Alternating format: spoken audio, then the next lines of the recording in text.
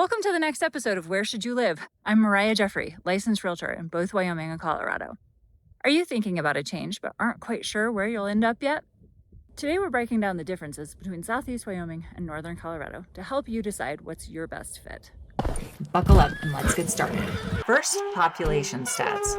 In Northern Colorado, we have Fort Collins, or as the cool kids say, FoCo and NoCo. And when I say kids, the median age of residents in Fort Collins is 30, thanks to Colorado State University. Loveland, just to the south, is smaller but vibrant with 77,000 people. Cheyenne, Wyoming's largest city and capital city, has a meager 65,000 people.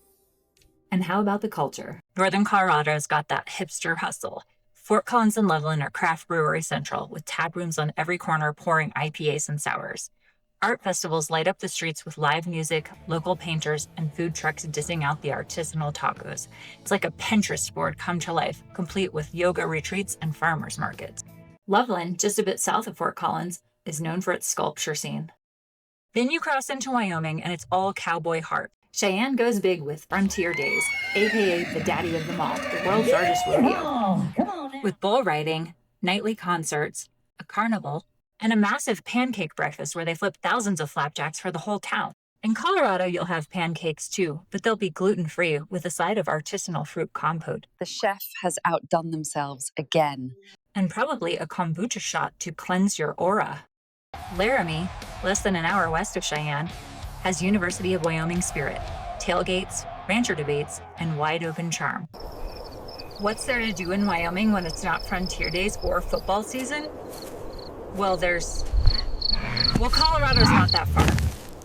Both states have abundant outdoor activities, but Wyoming's your ticket to solitude. Hunt, fish, or hike Vidawoo near Laramie, or hit the slopes at Centennial's snowy range for skiing and snowboarding, with very little crowds. Colorado's got Rocky Mountain National Park for hiking.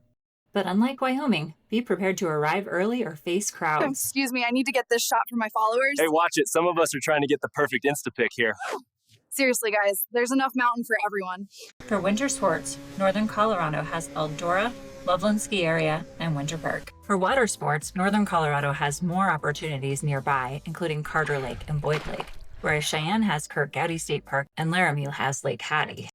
For the active crowd, Northern Colorado has the Poudre system of trails extending over 50 miles, whereas Cheyenne has the Greater Cheyenne Greenway.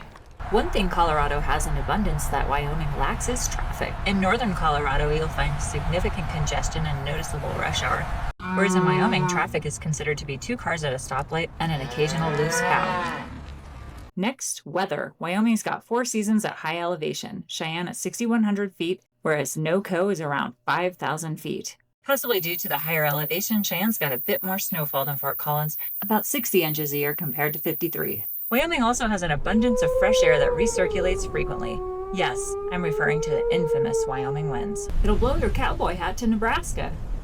Both areas have great schools, but NoCo has the advantage here, with the Poudre School District schools rating 8 to 9 out of 10, while Cheyenne and Laramie rank around 7. Now for everyone's favorite topic, politics. Wyoming's deep red, with 71% of voters registered Republican in 2024, loving small government and traditional values. NoCo's more of a purple haze, with FoCo and Loveland leaning liberal, thanks to younger, university-driven crowds, while rural areas stay conservative. Cheyenne, Laramie, Fort Collins, and Loveland all have excellent hospitals, but NoCo generally has a better availability of specialists due to the greater population. Now for the money part. In Cheyenne, the cost of living is about 7% below the national average, compared to 10 to 15% higher than the national average in NoCo. Yikes! But those mountain views are priceless. And now let's explore the housing costs and compare what you can get for your money in both places. Cheyenne's median home price is around $400,000 versus $555,000 in Fort Collins. It's also more cost-effective to get acreage in Southeast Wyoming. As an example, my listing for a luxury barn dominium, 5,200 square feet with an attached shop on 40 acres with mountain views and lake access, sold in the mid-800s in June 2025. And my nearly new build 4,400 square foot, 5-bed, 3-bath home on 3 acres on the paddock south of Laramie was a steal in the mid-700s. And this nearly 4,000 square foot beauty on 6.5 acres in Cheyenne, it sold in the low 600s. One of the most coveted subdivisions in Cheyenne is called Mustang Ridge. Here, lot sizes range from 1.5 to 4.5 acres, and it's right within city limits, just 6 or 7 minutes from Sam's Club. From August of 24 to August of 25, sale prices have ranged from $900,000 to just over $1.4 million in this neighborhood, which isn't too bad considering the homes are typically around 6,000 square feet, some of them even up to 13,000 square feet. It's very tough to find deals like this in NoCo. Cheyenne also has more traditional subdivisions where the homes are closer together. This one, called The Point, is located on the northeast of Cheyenne, in an area known to locals as the Ranchettes. My buddy Stan and I made a video all about the Ranchettes, and I'll link it in the comments below. If you want to live in NoCo, you're likely to have to be closer to the neighbors or stretch your budget a little bit more. In Fort Collins or Loveland, homes like these would be priced in the 800s and 900s. This 4-bed, 3.5 bath, 3120 square foot home on Mansfield Drive in Fort Collins is currently listed for $700,000. In both Loveland and Fort Collins, home prices have actually dropped over the last year, whereas in Cheyenne, they've remained fairly steady. Cheyenne seems to be a more stable and robust housing market, less susceptible to peaks and valleys. The inventory of homes for sale is growing in both areas, and while both are still technically sellers' markets, the pendulum is slowly swaying more in favor of buyers.